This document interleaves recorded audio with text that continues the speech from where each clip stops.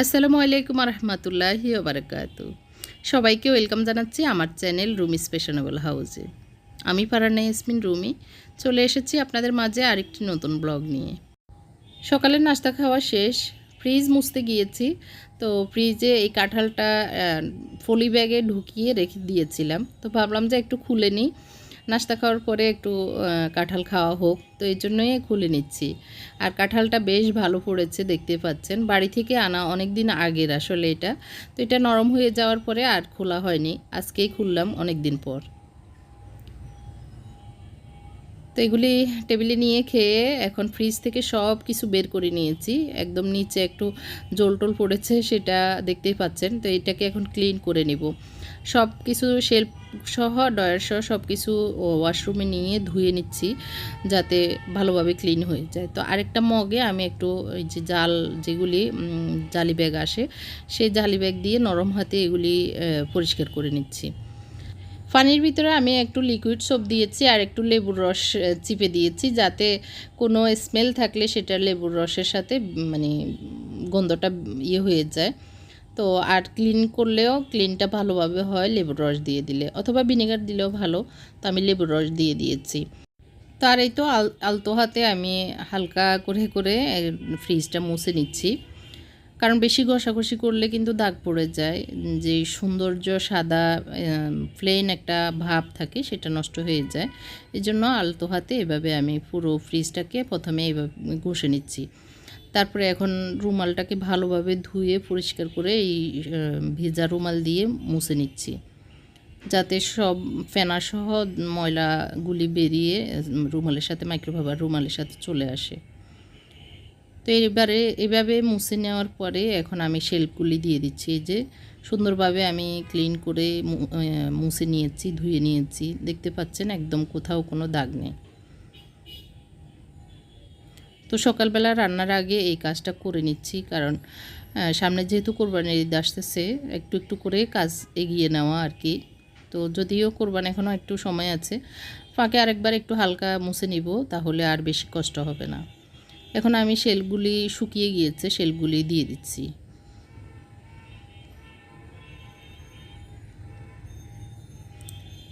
এখন দরজায় যে শেলফগুলি ছোট ছোট সেগুলি লাগিয়ে নিচ্ছি।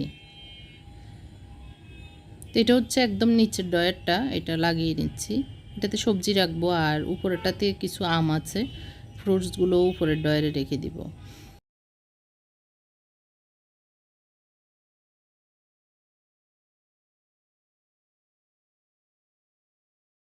তো এইভাবে ডয়ার এবং শেলফগুলি লাগানোর পরের কাজটা হচ্ছে ফ্রিজ ম্যাটগুলি বিছিয়ে দেওয়া। ফ্রিজ ম্যাটগুলি বিছানোর কারণ হচ্ছে একদিকে দেখতে যেমন সুন্দর লাগে, অন্যদিকে হচ্ছে কোনো জল পড়লো বা ময়লা পড়লো, অনেক সময় বাচ্চারা টানাটানি করে এটা সেটা নিতে গিয়ে, তো তখন ময়লা পড়লে জাস্ট এই ম্যাটটা উঠিয়ে ধুয়ে বা ক্লিন করে আবার বিছিয়ে দিলেই হয়ে যায়। আর একদম শেল্ফ দোয়ারার দরকার হয় না, বা তাকটা দোয়ারার খুলে দরকার হয় না। তো যাই হোক, আমি এই ফাঁসটা করে নিয়েছি। পরে পাশে যেই ডিপ ফ্রিজের ফাঁসটা সেটা করে নিচ্ছি। এখানে এখন দেখাবো ফ্রিজের ভিতরে যে অর্গানাইজার শেলফগুলি, ছোট ছোট ডয়ারগুলি, সেটা অনেকেই একটু জানেন কম যে কিভাবে লাগাবো বা কী এগুলি, অনেকে প্রশ্ন করেন। তো এটা এখন আমি দেখিয়ে দিচ্ছি যে ফ্রিজের যে শেলফগুলি, এগুলোর নিচে জাস্ট যে ফায়ার টাইপের একটা দুইটা হ্যান্ডেল দেখা যায়, এগুলিকে ঢুকিয়ে দিলেই টুকটাক অনেক সময় ছোটোখাটো জিনিস আছে, অনেক মানে অনেক সময় জিনিসপত্রের ফাঁকে পড়ে যায়, যার কারণে খুঁজে পাওয়া যায় না দরকারের সময়। তো এরকম একটা একটা ডয়ার থাকলে সেলফের ভিতরে, তা আপনি কোন ডয়ারে কোনটা রেখেছেন আপনার তো মাথায় থাকে, তখন টেনে জাস্ট নিয়ে নিলেই সহজ হয়ে যায়। তো আশা করি বুঝতে পেরেছেন, এই অর্গানাইজার ডয়ারগুলি অনেক উপকারে আসে, টুকটাক জিনিসপত্র রাখা যায়। তো আপনারা চাইলে এই ফ্রিজ ম্যাট, তারপর অর্গানাইজার ডয়ারগুলি, ফ্রিজের ডয়ার যেটা সেল বলা যায়, এগুলি চাইলে আপনাদের প্রয়োজন হলে আমার ফেসবুক পেজ হরেক রকম প্রোডাক্ট থেকে নিতে পারেন, অথবা স্ক্রিনে দেওয়া নাম্বারে যোগাযোগ করেও নিতে পারেন। এই তো এখন ডিপ ফ্রিজের ফার্স্টটাও আমি ভালো করে ক্লিন করে এই জিনিসগুলো সেলগুলি রেখে মানে আবার জায়গায় জায়গায় রেখে দিচ্ছি। সব কিছু দেখাতে গেলে অনেক লং ভিডিও হয়ে যায়, এই জন্য জাস্ট করে নিয়েছি এই কাজটা। আপনারা আস্তে আস্তে সব করা শুরু করে দিতে পারেন। তো টুকটাক জিনিসপত্রগুলো গুছিয়ে নিয়েছি। এই তো এটা হচ্ছে নর্মাল ফ্রিজের সাইড, আর ডিপ ফ্রিজটাতে আমি দিইনি, হয়তো দিব আবার সামনে। তো ডিপ ফ্রিজটা একটু চিকন, দিলেও একটু বড় হয়ে যায়, এই জন্য আমার ফ্রিজটা আসলে বেশি যে অনেক বড় তা না, ডাবল ডোরের, অনেক আগের কেনা, সেই হিসাবে যতটুকু আছে আমার জন্য যথেষ্ট। তো অনেক বড় একটা কাজ কমপ্লিট করলাম, কেমন লেগেছে কমেন্ট করে জানাবেন। এখন ড্রয়িং রুমে চলে যাচ্ছি, একটু টুকটাক জারা টারা দিব, আর ফ্যানগুলিও মুছবো। ঝুল ঝাড়ু দিয়ে ঝুলের যেই মাকড়সার জাল হয়েছে সেগুলো একটু ক্লিন করে পুরো ঘরটা একটু ক্লিন করে নিব।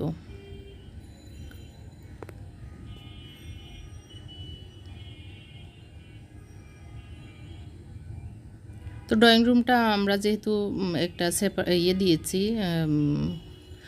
ওয়ালের মতো ওয়াল সেলফ দিয়ে সেপারেট করে নিয়েছি, একটু অন্ধকার হয় এই জন্য লাইট লাগিয়ে দিয়েছি। এখন আমি আমার কাছে থাকা ঝুল ঝাড়ুটাকে নিয়েছি আজকে ঝাড়ু দেওয়ার জন্য।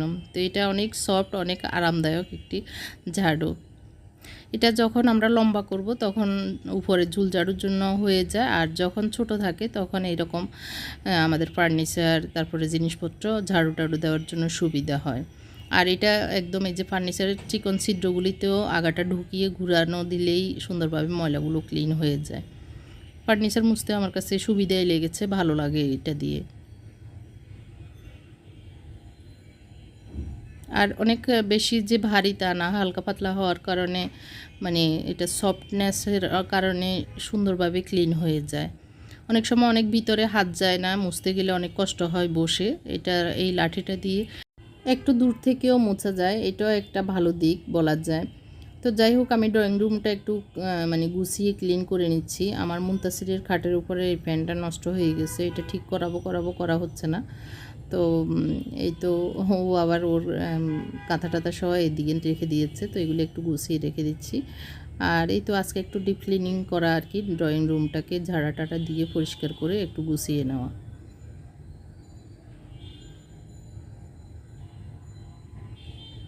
তো আমাদের ড্রয়িং রুমটাতে আসলে আমাদের বেশি একটা থাকা বা বসা হয় না, তো এই জন্য বেশি যে নোংরা হয়ে যায় তা না। তো এদিকে আমার এই শেলফটা মুছতে এসে দেখি টুকটাক জিনিসপত্র দরম দরম ফুটতেছে, তো তারপরেও মুছে নিচ্ছি। আর গাছটা মুছতেও সুবিধা ঝাড়ু দিয়ে আর কি, ঝুল ঝাড়ুটা দিয়ে।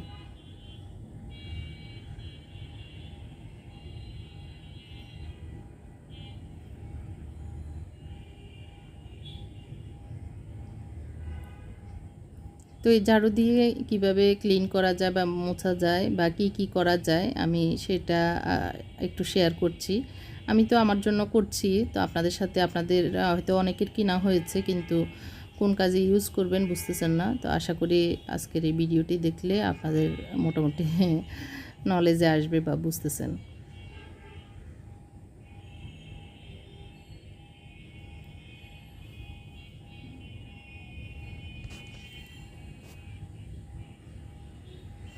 রান্নার জন্য সকালে ভিজিয়ে দিয়েছিলাম চিংড়ি মাছ আর একটু বাড়ি থেকে আনা কার্পু মাছ, ডিম হয়েছে ছোট ছোট কিন্তু ডিম হয়েছে, তো ওগুলি ভিজিয়ে দিয়েছি। এখান থেকে এই জাড়া টাড়ার কাজ শেষে রান্নাঘরে যাব, রান্না শুরু করে দেব, রান্নার কাজ তো করতে হবে। তো এখন আমি ফ্যানটাও মুছে নিচ্ছি, ড্রয়িং রুমের ফ্যানটা মনে হচ্ছে হালকা ময়লা হয়ে গেছে, মানে দুল একটু একটু বসেছে, বেশি না। তো এর জন্য উপরে নিচে এভাবে এই লাঠির আগাটাকে এভাবে ভেঙে উপরে নিচে এভাবে মোছা যায়। আর আমি নিচে এমনি ফ্লোরে দাঁড়ানো, হয়তো মনে করতে পারেন যে মোড়াতে বা কোনো কিছুতে দাঁড়িয়েছি কিনা, তো আসলে ক্যামেরায় নিচের অংশটা আর দেখানো হয়নি। ওগুলো করতে গেলে অনেক টাইম চলে যাচ্ছে, এই জন্য তো আমি আসলে নিচে ফ্লোর থেকে দাঁড়িয়ে এই ফ্যানটা মুছে নিয়েছি। তো মানে ড্রয়িং রুমটার ওয়াল টোয়াল ঝাড়া টাড়া দিয়ে রান্নাঘরে চলে এসেছি, দেরি হয়ে যাচ্ছে। ফ্রিজ মুছতে গিয়েও প্রায় 1-1.5 ঘন্টার উপরে গিয়েছে এজন্য। তো যাই হোক, এখন একটু ছিল ডিপ ফ্রিজে এই সিমের বিচিগুলি ছিল, তো সিলে নিয়েছি। এখন একটু মাছের সাথে এই শিমের বিচিগুলো দিয়ে দিয়েছি, আর ডিম হয়েছে, ডিমটা এক সাইডে রেখে দিয়েছি, আর একটু দিয়েছি রসুন কুচি, আর দিচ্ছি পেঁয়াজ, আর এখন টমেটো দিয়ে দিচ্ছি। একটু ঝোল করে মানে মাখা মাখা করে রান্না করব, তো ভুনা করে রান্না করছি না, এইভাবেই করে নিচ্ছি। দেরি হয়ে গেছে, একসাথে দিয়ে সব কিছু দিয়ে বসিয়ে দিচ্ছি। দিয়েছি লবণ, হলুদ, মরিচ, আর একটু ধনিয়া পাউডার। আর চিংড়ি মাছগুলিতেও লবণ হলুদ দিয়েছি, লবণটা এখনও দেওয়া হয়নি, লবণটা একটু পরে দিব এই যে। আর মাছে আমি একটু সরিষার তেল দিয়ে দিয়েছি, আর একটু পানি দিয়ে দিচ্ছি, না হয় নিচে লেগে যাবে। এদিক দিয়ে ফ্যানও বসিয়ে দিয়েছি, একসাথে চিংড়ি মাছটা ভাজা হবে আর মাছটা রান্না হবে। চিংড়ি মাছ ছেলেদের জন্য, আর এই তো ওরা এগুলি শিমের বিচি আমার মুনতাসির মোত্তাকি একটু খায়, তো পাশাপাশি হয়তো খাবে এই আর কি। তো একটা বিষয়, গতকালকে আমি ব্লগ দিতে চেয়েছিলাম, আমার খুব ইচ্ছে ছিল ব্লগ দেওয়া, ভিডিও করা ছিল সব কিছুই, কিন্তু আমার চাচাতো বাসুর হয় আর কি আমার হাজব্যান্ডদের বাড়ির পাশে, কিন্তু বাড়ির পাশে হলে কী হবে, একদম আপন, বাইরের থেকেও অনেক বেশি। তো সেই ভাইটা সৌদি আরব মানে হৃদরোগে আক্রান্ত হয়ে মারা গেছেন। আমাকে খুব স্নেহ করতেন, মানে একদম বোন ছাড়া কথাই বলতেন না, সুখ দুঃখ সব কিছু শেয়ার করতেন, মানে আমাদের খুব আপন ছিল। আমার হাজব্যান্ডের মানে খুব ভক্ত, মানে ছোটো ভাই হলে কি হয়েছে, অনেক শ্রদ্ধা ভক্তি এরকম মানে করতেন আর কি। খুব ভালো মানুষ আসলে। অল্প বয়সে, আমার হাজব্যান্ডের 2-3 বছরের বড় হবে মেবি, কিন্তু এই সময় চলে যাবেন কখনো আসলে আমরা যেটা কল্পনা করি না সেটাই হয়। আর আমাদের আসার সংবাদটা আমরা আগে পাই, কিন্তু যাওয়ার সংবাদটা কখনোই আমরা জানি না, সেটাই আল্লাহর হুকুম। তো আল্লাহ জান্নাত দান করুক আমার এই ভাইটার জন্য। আমাকে অনেক আদর করেছেন, আমি ছোটো ভাইয়ের বউ হলে কি হবে, আমাকে বোন বলতেন, তো আমিও ওই রকম রেসপেক্ট করেছি। আর আমার যাটা এখন মানে ভাই তো চলে গেছেন, আমাদের সবাইকে চলে যেতে হবে একদিন, কেউ আগে কেউ পরে, সেটা তো অবশ্যই নির্ধারিত। কিন্তু বাবির জন্য খুব খারাপ লাগতেছে, কারণ বাবি হচ্ছেন ইন্দোনেশিয়ান, ভাই যখন সৌদি আরব ছিলেন, ওই বাবি ওখানে ওখানে উনিও জব করতেন, ওই সুবাদে সৌদি আরব ওনাদের বিয়ে হয়েছেন। গত 10-12 বছর আগেই বাবিকে মানে ঢাকায় সেটেল করেছেন। ওনাদের মিরপুরে একটা বাড়িও ছিল, বাড়িটা আবার সেল করে দিয়েছে ছোট বিদায়, এখন আছে মোটামুটি। কিন্তু বাবির জন্য খুব খারাপ লাগতেছে, 2 ছেলে 2 মেয়ে, মেয়ে বড়জনকে বিয়ে দিয়েছে, আর একজন মেয়ে এবারে মেট্রিক পরীক্ষা দিবে, আর ছেলেরা ছোট ছোট। তো বাবির জন্য খুব কষ্ট লাগতেছে আসলে। উনি মানে একদিকে হচ্ছে বিদেশিনী, অন্যদিকে এখন এই বয়সে বাচ্চাদেরকে নিয়ে কিভাবে ম্যানেজ করবেন, আমি শুধু এগুলি চিন্তা করতেছি।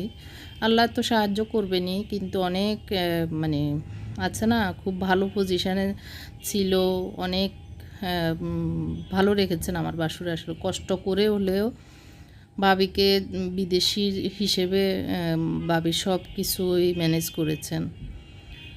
তো এখন ভাই নেই, কীভাবে সব কিছু আসলে মানে আকাশ থেকে জমিনে পড়ে যাওয়ার মতো আর কি, এরকম মনে হচ্ছে, খুব খারাপ লাগতেছে। তো আমার বাসুরকে ওখানেই দাফন করার সিদ্ধান্ত হয়েছে, হয়তো আগামী 1-2 দিনের ভিতরে, আজকে হওয়ার কথা, যদি আজকে তো হয়ে যাবে এই আর কি। সবাই দোয়া করবেন আল্লাহ যেন এই ভাইটাকে জান্নাতুল ফেরদাউস দান করেন। উনি আসলে ডিউটি শেষ করে দুপুরে খেয়ে বাসায় এসে খেয়ে ঘুমিয়েছেন, ঘুমের ভিতরে মারা গেছেন আর কি। তো যাই হোক, আমার রান্নাবান্না শেষ হয়েছে, দেখেছেন কি রান্না করেছি। তো এখন একটু খেতে বসেছি, খেয়ে নিয়েছি অলরেডি, এখন পানি খেয়ে নিচ্ছি আর কি। একা একা আছি বাসায়, আর কাঁঠাল খেয়েছিলাম একটু, সকালের কাঁঠাল ভাঙা ছিল। তো সবার কাছ থেকে বিদায় নিচ্ছি, এই জন্যই গতকালকে ভিডিও দিতে পারিনি, খুবই আপসেট ছিলাম, আমার হাজব্যান্ডও খুবই আপসেট। তো দোয়া করবেন। আল্লাহ হাফেজ, আসসালামু আলাইকুম।